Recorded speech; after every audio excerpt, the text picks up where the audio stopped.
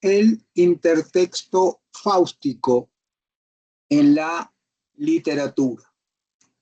Hemos planteado en un video anterior, el intertexto en la literatura latinoamericana, la presencia de Fausto en varios autores latinoamericanos.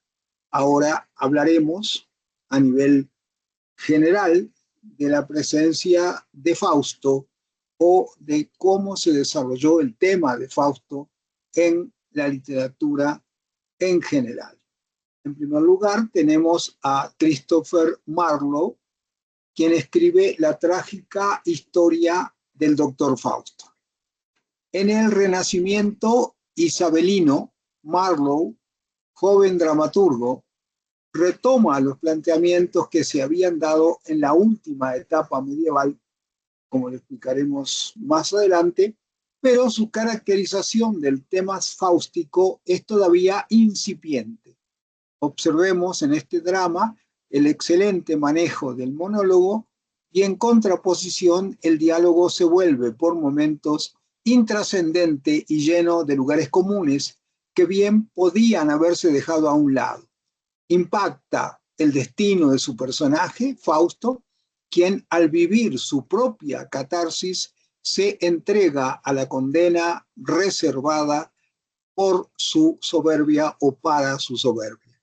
Christopher Marlowe es contemporáneo de William Shakespeare y murió muy joven. Christopher Marlowe no tenía más de 30 años y dejó esta obra de la trágica historia del Doctor Fausto con las características que hemos mencionado.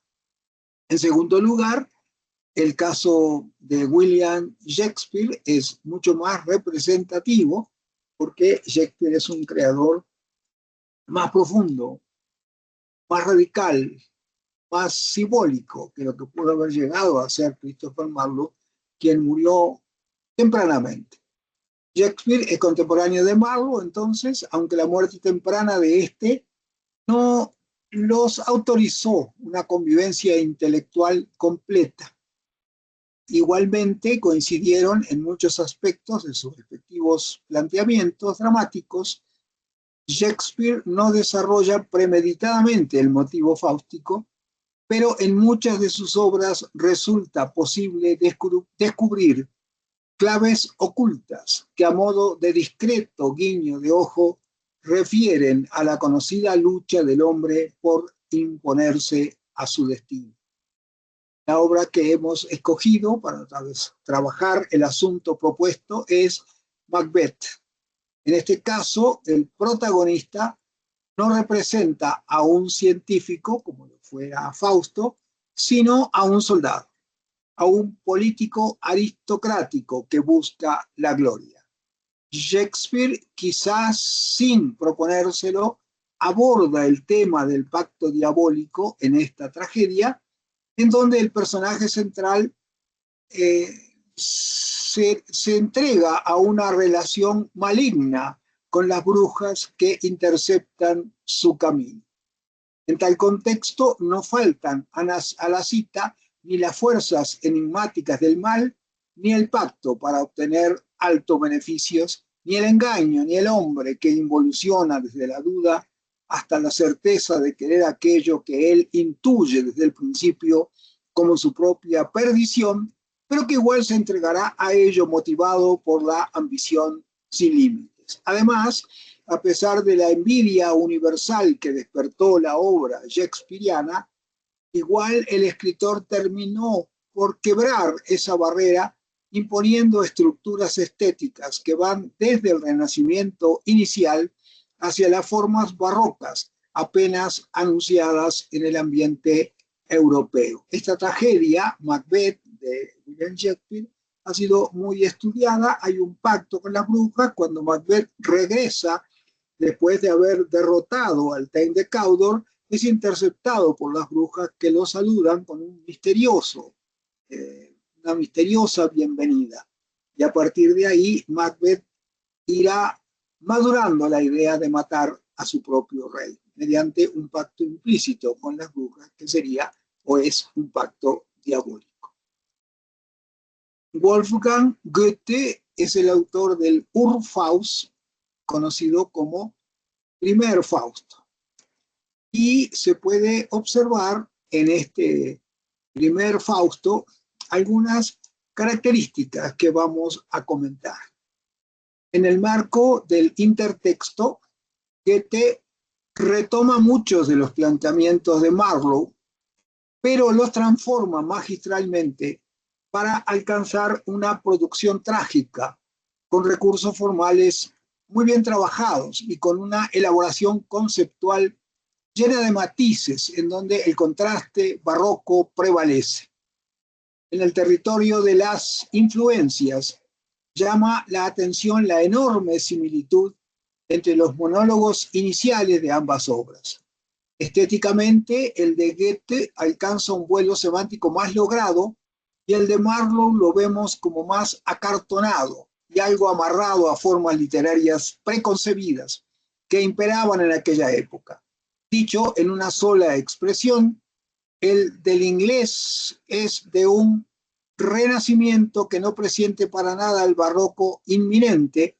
El del alemán se mueve desde una novedosa concepción del mundo cuyas reglas están impuestas al comienzo por el Sturm und Drang y luego por el romanticismo naciente. Todo ello en un marco de libertad ideológica al que Goethe siempre permaneció fiel. Hemos hablado en otra diapositiva del Urfaust de Goethe. Cuando hablábamos del romanticismo referíamos a él.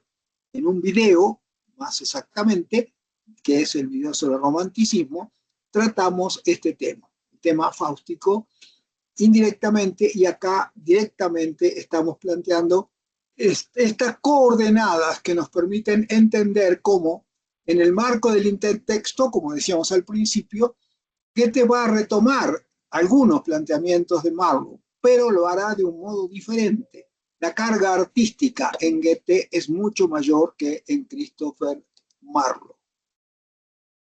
Hablemos de Lord Byron, el conocido Lord Byron, con su obra Manfredo.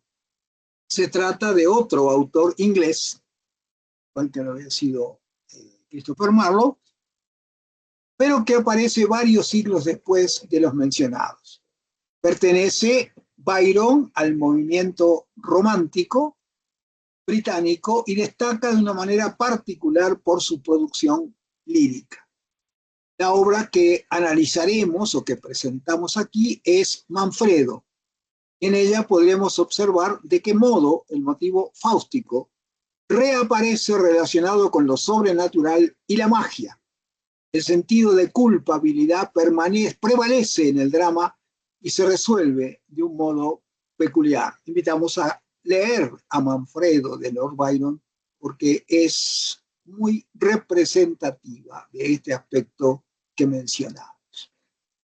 El caso de Baudelaire con Las Flores del Mal es un escritor del período romántico decadente, del romántico oscuro, muy conocido el nombre del poeta francés del movimiento decadentista, repetimos, y a través de su obra Les Fleurs du Mal, Las Flores del Mal, reflexionaremos en torno a la relación que existe entre esta posición nihilista y los múltiples planteamientos fáusticos al respecto. Por supuesto, el análisis de poemas escogidos de este libro constituirá la base esencial para llevar a cabo las reflexiones anunciadas por parte de cualquier lector que esté interesado en hacerlo.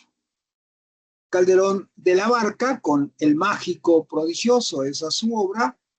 Vemos cómo en el caso de Calderón se han de dar algunos aspectos que vamos a comentar.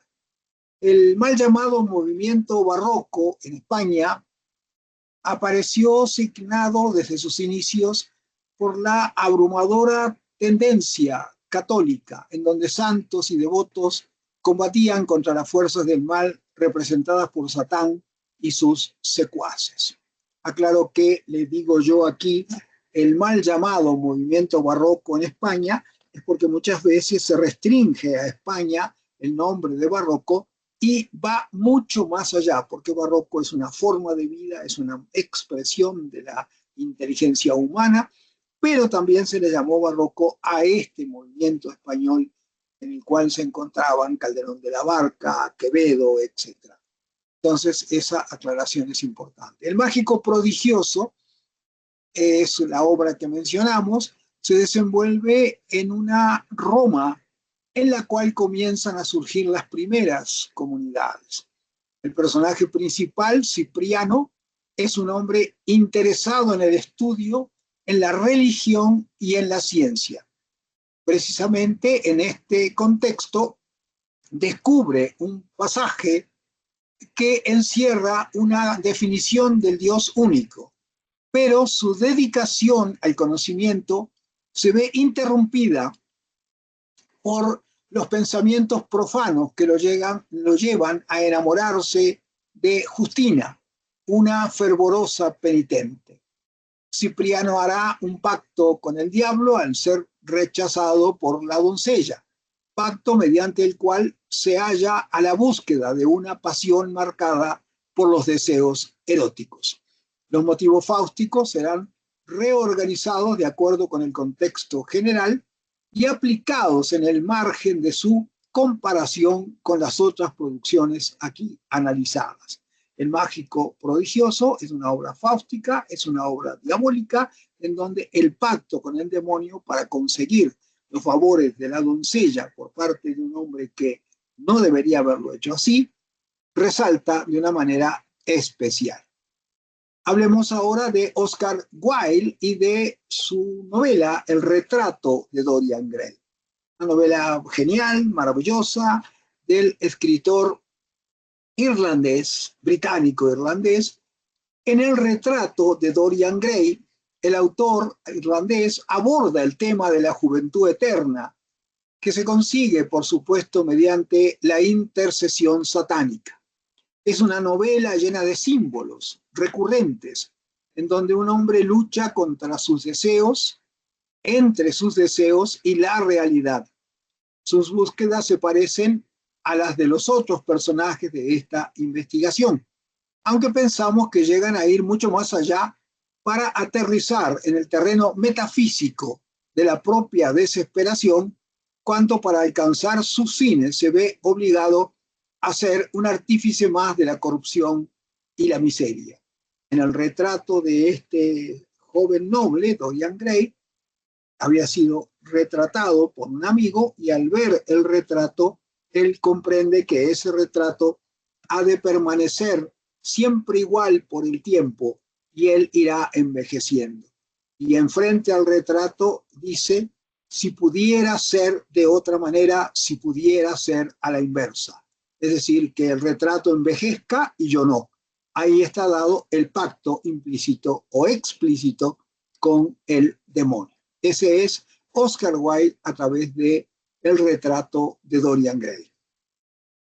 Por último, Thomas Mann, el escritor alemán, escribe Doctor Fausto. Doctor Fausto escribe, sí, exactamente, así se llama su obra, el Doctor Fausto.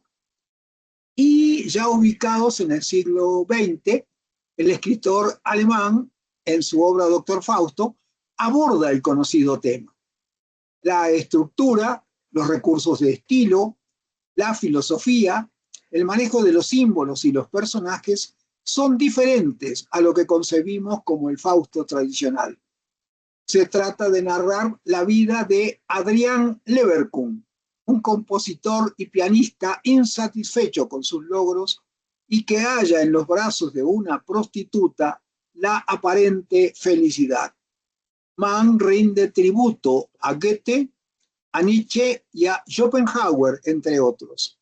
Todo ello nos permitirá establecer una relación más cercana con el motivo aquí analizado, puesto que al leer el Doctor Fausto de Thomas Mann, comprenderemos cómo Adrian Leverkühn va tras la búsqueda casi imposible de componer la sinfonía perfecta y con el fin de lograrlo hace un pacto con el diablo, pacto que traerá terribles consecuencias acorde con lo que el escritor alemán plantea en su novela.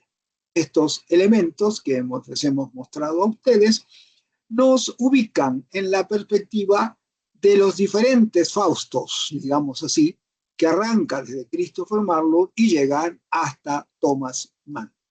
Esto ha sido todo en relación con el tema que acabo de presentar.